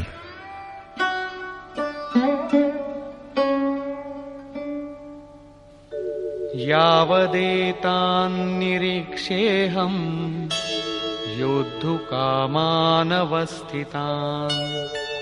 కైర్మయా సహ యోద్ధవ్యం అస్మిన్ రణసముద్యమే. నేను ఇక్కడి స్థితులైన యుద్ధం చేయు కోరిక గలవారైన 50 మందిని చూసి, ఈ యుద్ధంలో నేను ఎవరితో యుద్ధం చేయడం యోగ్యమో నిశ్చయిస్తాను. ఈ యుద్ధమనే క్రియలో నేను ఎవరితో యుద్ధం చెయ్యాలి? యోత్స్యమానానవేక్షేహం య ఏతేత్ర సమాగతాః ధార్తరాష్ట్రస్య దుర్బుద్ధేర్ యుద్ధే ప్రియచికీర్షవః. దుర్మార్గుడైన దుర్యోధనుడికి యుద్ధంలో మంచి జరగాలనుకుంటూ ఏ రాజులైతే ఈ సేనలో చేరారో యుద్ధం చేసే కోరిక గల అటువంటి వారిని నేను చూస్తాను. అందుకై రథాన్ని నిలబెట్టండి. మోహరూపుడైన వారు దుర్యోధనాదులు. మోహమయ ప్రవృత్తుల మంచి కోరి ఏ రాజులు ఈ యుద్ధం చేయవచ్చారో వారిని నేను చూస్తాను. సంజయ ఉవాచ.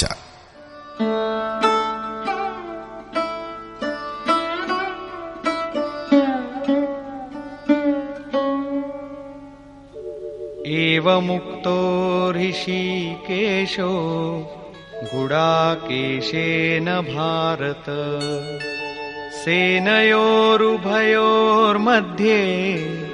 స్థాపయిత్వా రథోత్తమం భీష్మద్రోణ ప్రముఖతః సర్వేషాం చ మహీక్షితాం ఉవాచ పార్థ పశ్యైతాన్ సమవేతాన్ కురూనితి. సంజయుడు ఇలా చెప్పాడు. నిద్రాజయుడైన అర్జునుడు ఈ విధంగా అన్న తరువాత హృదయం యొక్క జ్ఞాత అయిన శ్రీకృష్ణుడు 2 సేనల నడుమ భీష్ముడు, ద్రోణుడు మరియు మహీక్షితాం శరీర రూపమైన పృథ్వీపై అధికారాన్ని హస్తగతం చేసుకున్న రాజులందరి మధ్య ఉత్తమ రథాన్ని నిలబెట్టి ఇలా అన్నాడు: పార్థ, ఇక్కడ చేరియున్న కౌరవులను చూడు. ఇక్కడ ఉత్తమ రథం అంటే బంగారం, వెండితో చేయబడ్డ రథం కాదు. ప్రపంచంలో ఉత్తమం అన్న పదానికి నిర్వచనం ఈ నశ్వర శరీరానికి అనుకూలంగా లేక ప్రతికూలంగా చేయబడుతుంది. ఇలాంటి నిర్వచనం అపూర్ణమైనది. మన ఆత్మతో, మన స్వరూపంలో ఎల్లప్పుడూ కలిసి ఉండేదే ఉత్తమం. ఆ తరువాత అనుత్తమ మాలిన్యం ఉండదు.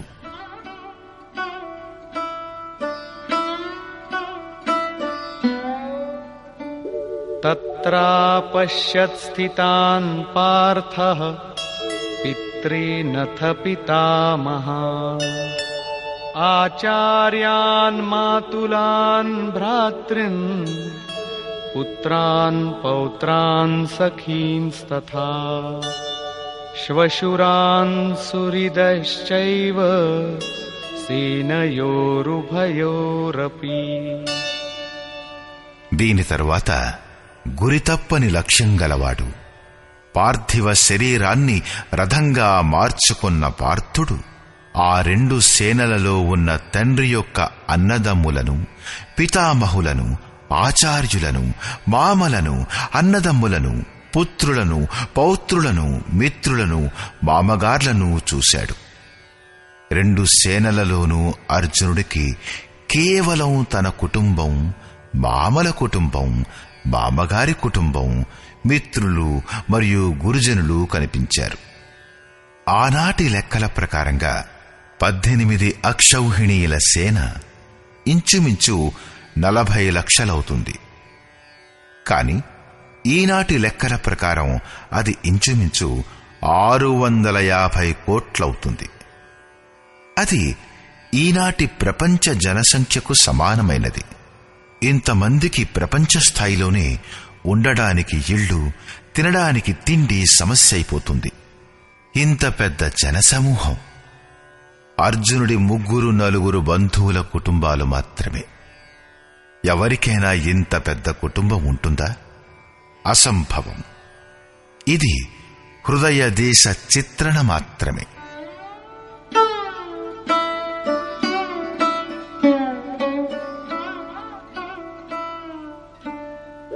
తాన్ సమీక్ష్య స కౌంతేయః సర్వాన్ బంధూనవస్థితాన్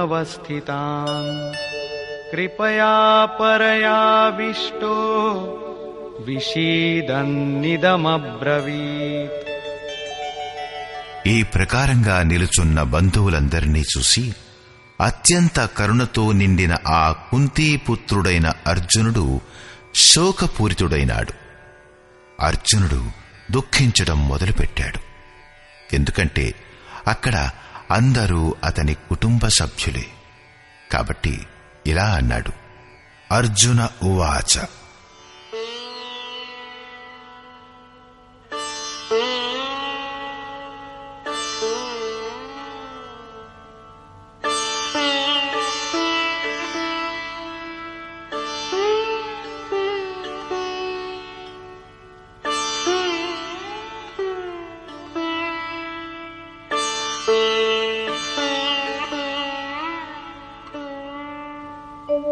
దృష్ట్వేమం స్వజనం కృష్ణ యుయుత్సుం సముపస్థితం సీదంతి మమ గాత్రాణి ముఖం చ పరిశుష్యతి వేపథుశ్చ శరీరే మే రోమహర్షశ్చ జాయతే. హే కృష్ణ, యుద్ధం చేయ కోరిక కలిగి నిలుచున్న ఈ స్వజన సముదాయాన్ని చూసి నా అంగాలన్నీ శిథిలమైపోతున్నాయి. నోరు ఎండిపోతున్నది. నా శరీరం వణుకుతూ రోమాంచితమైపోతున్నది. ఇంతేకాదు, గాండీవం స్రౌసతే హస్తాత్ త్వక్చైవ పరిదహ్యతే న చ శక్నోమ్యవస్థాతుం భ్రమతీవ చ మే మనః. చేతిలో నుంచి గాంధీవం జారిపోతున్నది. చర్మం జ్వలించిపోతున్నది. అర్జునుడికి జ్వరంలాగా వచ్చింది. ఇదేం యుద్ధం? ఇందులో అంతా స్వజనులే ఉన్నారని సంతాపం కలిగింది. అర్జునుడికి భ్రమ కలిగింది. అతను ఇలా అన్నాడు. ఇప్పుడు నిలబడటానికి కూడా అసమర్థుణ్ణైపోతున్నాను. ఇంకా ముందుకు చూడటానికి సామర్థ్యం లేదు. నిమిత్తాని చ పశ్యామి విపరీతాని కేశవ న చ శ్రేయోనుపశ్యామి हत्वा स्वजनमाहवे। హే కేశవ, ఈ యుద్ధపు లక్షణాలు కూడా విపరీతంగానే కనిపిస్తున్నాయి. యుద్ధంలో మన కులాన్ని చంపి పరమ కళ్యాణాన్ని కూడా చూడలేకపోతున్నాను. కులాన్ని నశింపచేస్తే కళ్యాణమెలా సాధ్యపడుతుంది?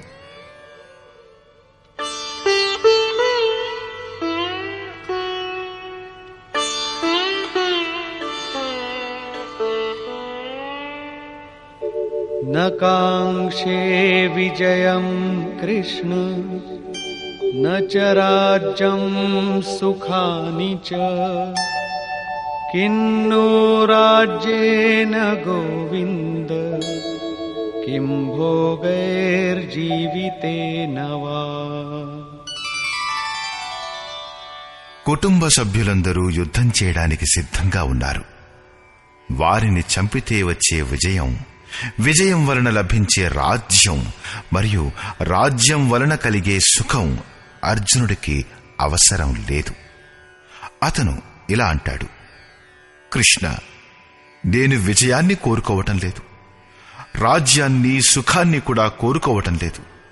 గోవింద, మనకు రాజ్యం వలన సుఖాల వలన జీవితంలో ఏమిటి ప్రయోజనం? ఎందుకని? ఆ తర్వాత అర్జునుడు ఇలా అంటాడు,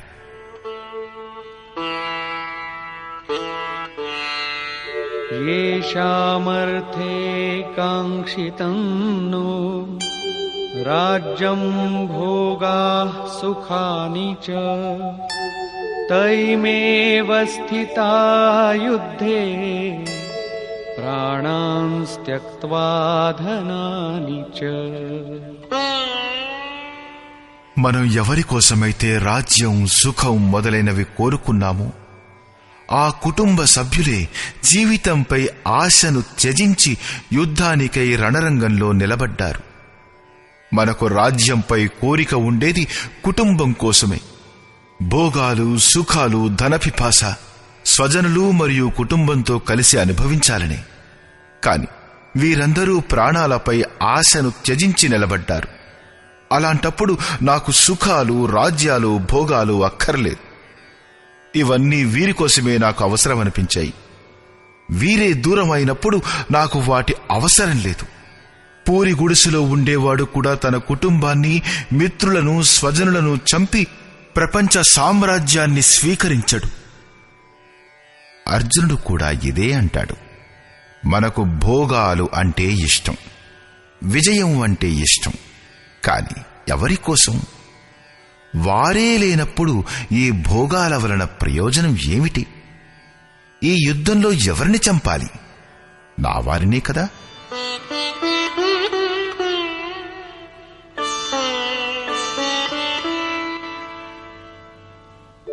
आचार्याः पितरः पुत्राः तथैव च पितामहाः मातुलाः श्वशुराः पौत्राः शालाः సంబంధినస్తథా.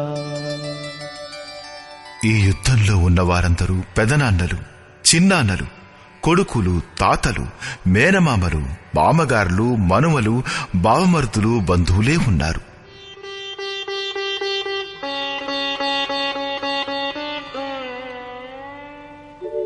ఏతాన్న హంతుమిచ్ఛామి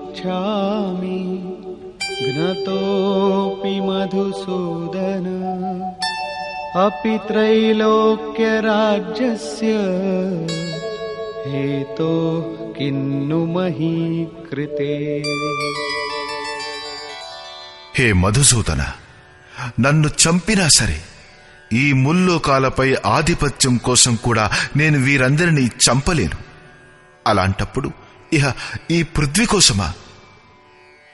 18 అక్షౌహిణీల సేనలో అర్జునుడికి తన కుటుంబం వారే కనిపించారు. ఇంతమంది స్వజనుల వాస్తవానికి ఏమిటిది? వాస్తవానికి అనురాగమే అర్జునుడు.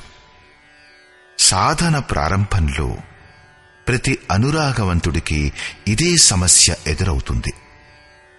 అందరూ తాము భజన చెయ్యాలని, ఆ పరమాత్ముణ్ణి పొందాలని అనుకుంటారు. కాని ఎవరైనా అనుభవయుక్తుడైన సద్గురువు సంరక్షణలో, ఎవరైనా అనురాగవంతుడు క్షేత్రజ్ఞుల సంఘర్షణను గురించి తాను ఎవరిని ఎదుర్కోవాలన్న విషయం అర్థం చేసుకున్నప్పుడు అతను హతాశుడైపోతాడు.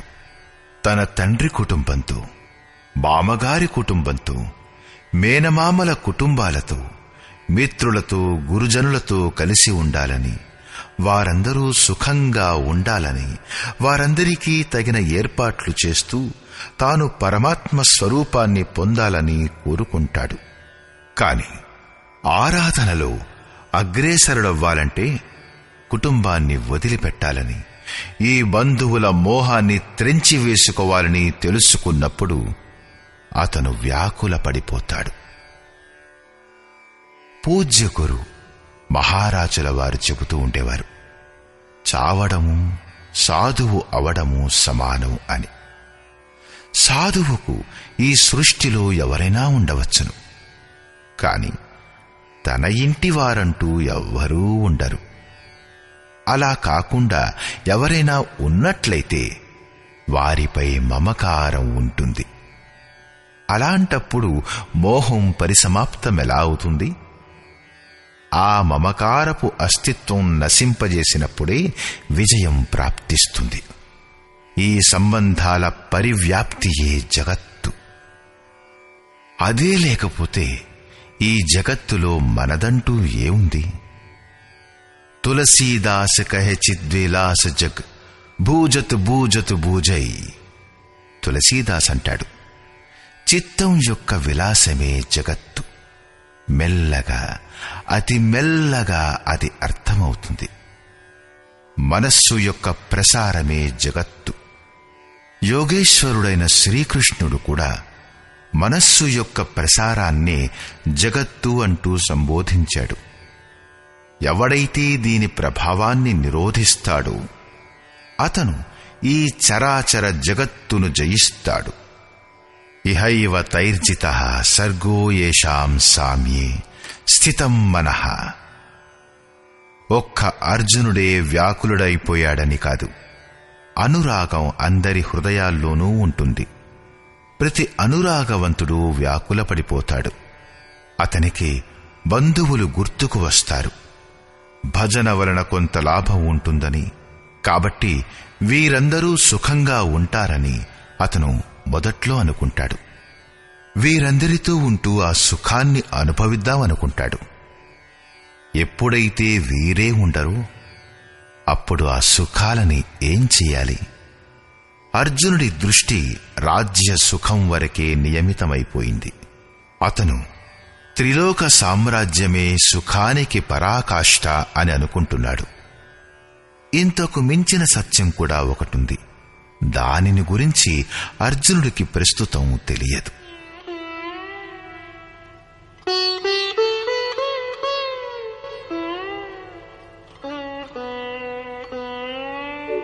నిహత్య ధార్తరాష్ట్రాన్నః కా ప్రీతి స్యాజ్జనార్దన పాపమేవాశ్రయేదస్మాన్ హత్వైతానాతతాయినః.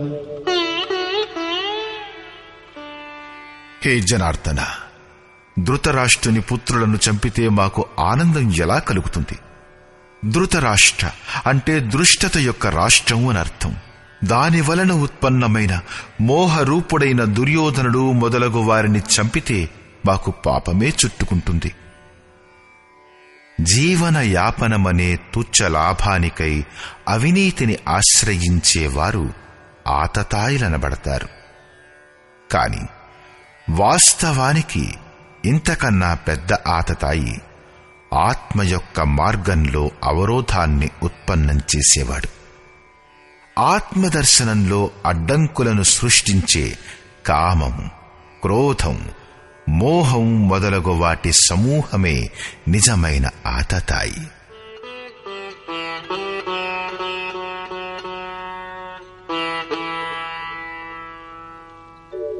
तस्मान्नार्हा वयं हन्तुं धार्तराष्ट्रान् स्वबान्धवान् स्वजनं हि कथं हत्वा सुखिनः स्याम माधव. అందువలన హే మాధవ, మన బంధువులైన ధృతరాష్ట్ర పుత్రులను చంపడానికి మనం యోగ్యులం కాము. వారు తనకు బంధువులెలా అవుతారు? వారు శత్రువులు కదా. వాస్తవానికి శారీరకమైన చుట్టరికాలు అజ్ఞానం వలన ఉత్పన్నమవుతాయి. ఇతను మామ, ఇది మా అత్తగారిల్లు, వీరు స్వజన సముదాయం, ఇదంతా అజ్ఞానమే కదా. ఈ శరీరమే నశ్వరమైనప్పుడు దీనికి చుట్టరికాలెక్కడివి? మోహం ఉన్నంతవరకే మిత్రులు ఉంటారు, మన కుటుంబం ఉంటుంది, మన ప్రపంచం ఉంటుంది. మోహమే లేనప్పుడు ఏమీ ఉండదు. కాబట్టి ఆ శత్రువులు కూడా అర్జునుడికి స్వజనంగా కనబడ్డారు. అతను ఇలా అంటాడు, మా కుటుంబాన్ని చంపుకుని మేం ఎలా సుఖంగా ఉండగలం? అజ్ఞానం మోహం లేకుంటే కుటుంబానికి అస్తిత్వమే లేదు. ఈ అజ్ఞానం జ్ఞానానికి ప్రేరకం కూడా. భర్తృహరి, తులసీదాస్ మొదలగు వారికి వైరాగ్య ప్రేరణ భార్యల వలన కలిగితే, మరికొందరు సవతి తల్లుల వ్యవహారంతో ఖిన్నులై వైరాగ్య పదంపై అగ్రేసరులవుతూ కనిపిస్తారు.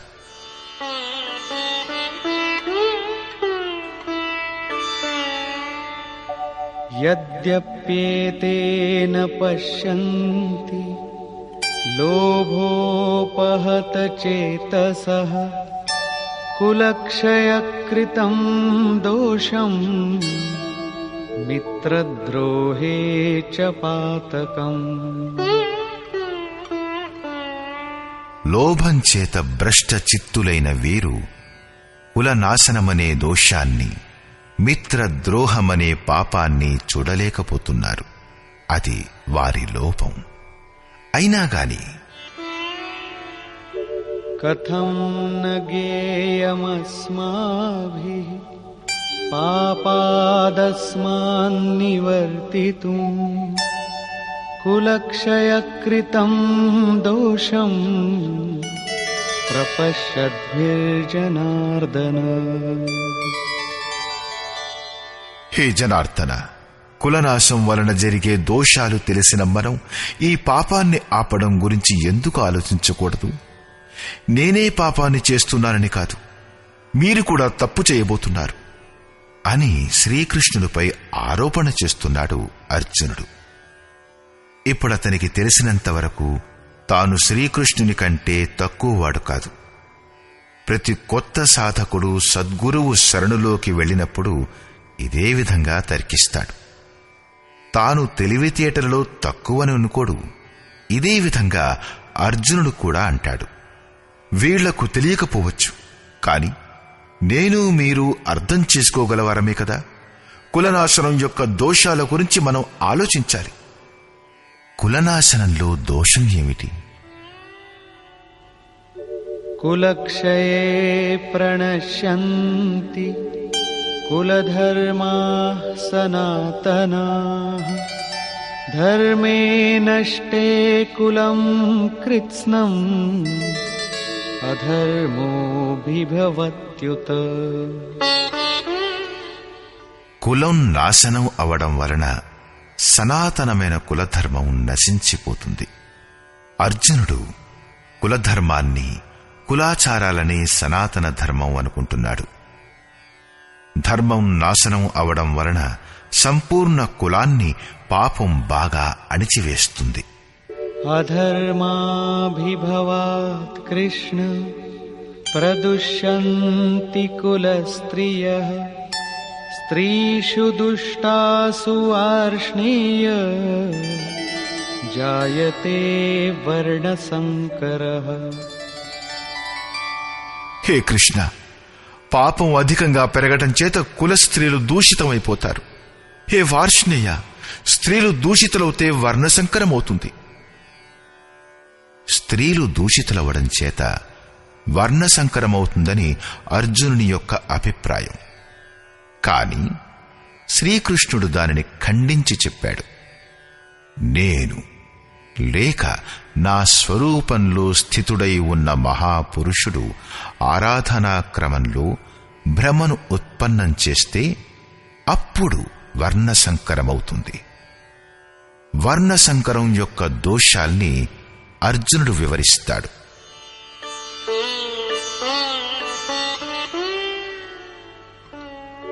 సంకరో నరకాయైవ కులఘ్నానాం కులస్య చ పతంతి పితరో యేషాం లుప్తపిండోదక క్రియాః.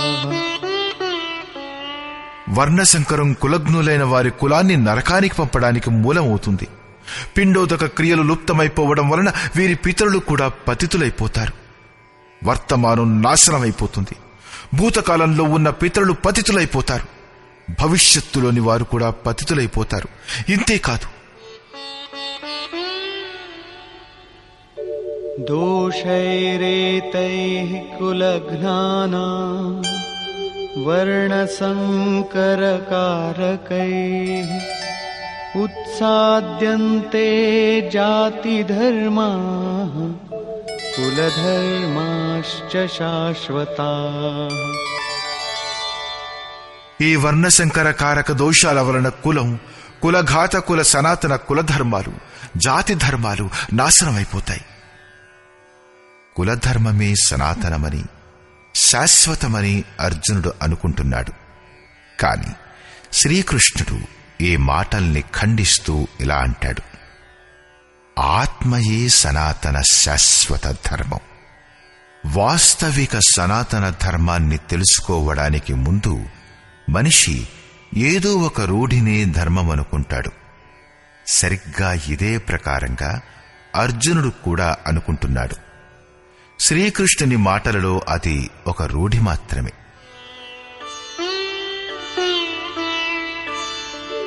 ఉత్సన్నకులధర్మాణాం మనుష్యాణాం జనార్దన నరకే నియతం వాసో భవతీత్యనుశుశ్రుమ. హే జనార్దన, కులధర్మాలు నశించిన మనుష్యులు అనంతకాలం వరకు నరకంలో నివసిస్తారు. కులధర్మం ఒకటే కాదు, దానితో పాటు శాశ్వత సనాతన ధర్మం కూడా నాశనమైపోతుంది. ఎప్పుడైతే ధర్మం నశిస్తుందో ఆ వ్యక్తి అనంతకాలం వరకు నరకంలో నివసిస్తాడు. అలాగని నేను విన్నాను. నేను చూడలేదు, కానీ విన్నాను.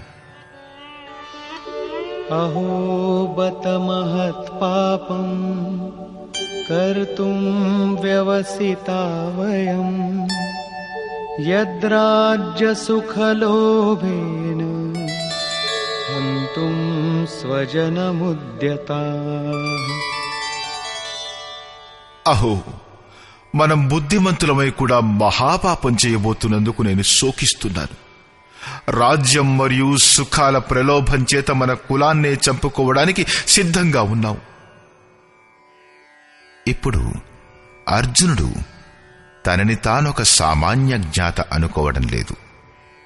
ఆరంభంలో ప్రతి సాధకుడు ఇలాగే అంటాడు. మహాత్ముడైన బుద్ధిని కథనమేమిటంటే, మనుష్యుడు అసంపూర్ణ జ్ఞానాన్ని కలిగి ఉన్నప్పుడు తను ఒక మహాజ్ఞానిని అనుకుంటాడు. కాని సగానికి పైగా జ్ఞానం ఆర్జించినప్పుడు తను ఒక మహామూర్ఖుణ్ణనుకుంటాడు. సరిగ్గా ఇదే ప్రకారంగా అర్జునుడు కూడా తననొక జ్ఞానిననే అనుకుంటున్నాడు.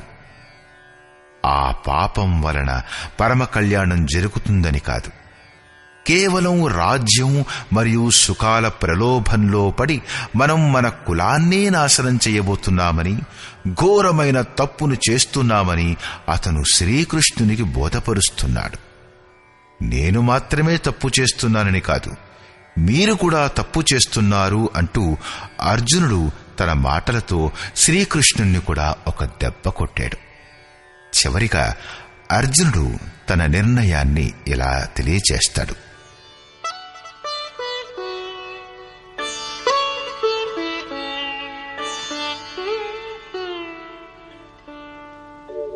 యది మామ ప్రతీకారం అశస్త్రం శస్త్రపాణయః ధార్తరాష్ట్రారణే హన్యుః తన్మే క్షేమతరం భవేత్. నన్ను శస్త్రరహితుడనుకుని ఎదురించలేని వాడిననుకుని శస్త్రధారులైన ధృతరాష్ట్రుని పుత్రులు నన్ను యుద్ధంలో చంపినా సరే నాకది పరమ కళ్యాణకారకమే అవుతుంది. కనీసం చరిత్ర నన్ను తెలివైన వాడినంటుంది. ఎందుకంటే తనను బలి ఇచ్చుకుని యుద్ధాన్ని తప్పించాడంటుంది. ఏమీ తెలియని చిన్నపిల్లలు సుఖంగా ఉండాలని, కులాన్ని రక్షించాలని మనుష్యులు ప్రాణాల్ని కూడా ఆహుతి చేస్తారు. మనిషి విదేశాలకు వెళ్ళినా, వైభవపూర్ణ ప్రాసాదాలలో ఉంటున్నా 2 రోజుల తర్వాత తను వదిలి వచ్చిన తన గుడిసె గుర్తుకు వస్తుంది. మోహం అంత ప్రబలమైనది. కాబట్టే అర్జునుడంటాడు, శస్త్రధారులైన ధృతరాష్ట్రుని పుత్రులు మమ్ము ఎదిరించి నన్ను రణంలో చంపినా కూడా అది నాకు అతి కళ్యాణకారకం అవుతుంది. ఎందుకంటే పిల్లలైనా సుఖంగా ఉంటారు కదా అని. సంజయ ఉవాచ.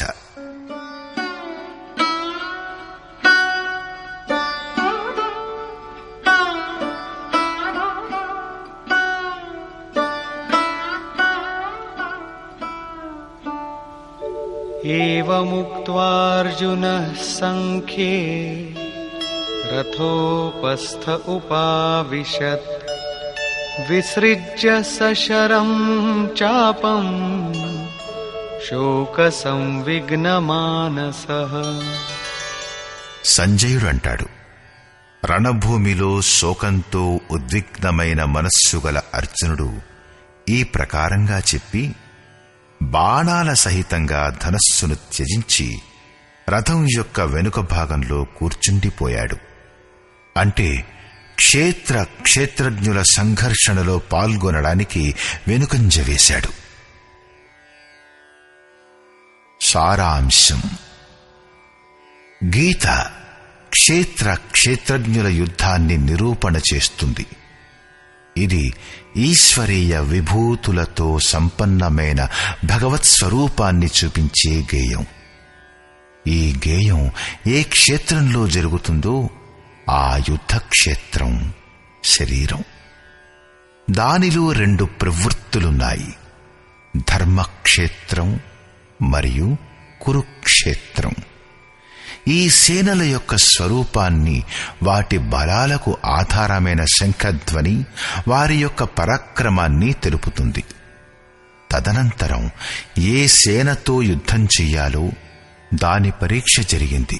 మొత్తం సేన 18 అక్షౌహిణీలు, అంటే రమారమి 650 కోట్లు.